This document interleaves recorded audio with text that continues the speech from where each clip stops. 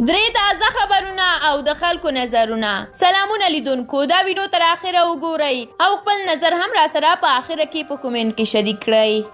لومړی خبر، د ولسمشر مرستیال وایي د کابل ښار د پولیسو تشکیل 2 برابره کیږي. امرالله سالي ویلي دا مهال د کابل ښار د نفوس په پرتله د پولیسو تشکیل خورا کم دی او اړتیا ده چې دغه تشکیلات 2 برابره شي. سالي ویلي د پولیسو په لیکو کې د جذب لپاره ځانګړي معیارونه ټاکل کیږي او یوازې هغه کسان جذبیږي چې لازمه وړتیا ولري.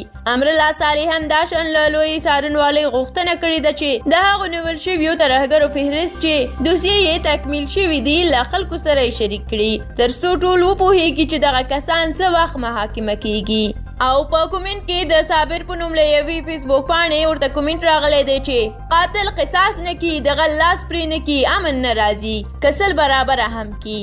او امان الله عبدالله ورته لیکلي دي چې معیار باید مسلکیتوب وي، کم دی وي خو چې با نزاکت او د خلکو سره په رویه پوه وي. او د محمد په نوم د فیسبوک پاڼې څخه د سالي دې اقدام ته ویل شوي دي چې هر څه چې کوي ویې کړئ، مګر پام کوئ چې چیرته خره مقرر نه کړئ چې ولس به په تکلیف کړي. په تقرر کې باید اخلاقو ته ډیره پاملرنه وشي.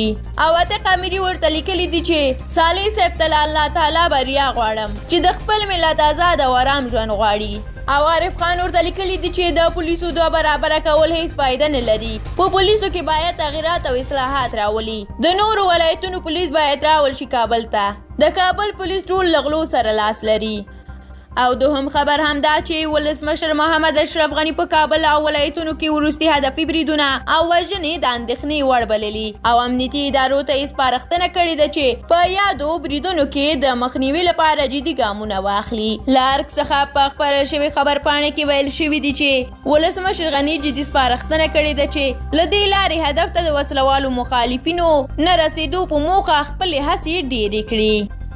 دریم خبر، د کابل ښار څلورمې ناحیې اړوند کولو پشته سیمه کې د ملي اردو پر یو رینجر موټر چاودنه شوې ده.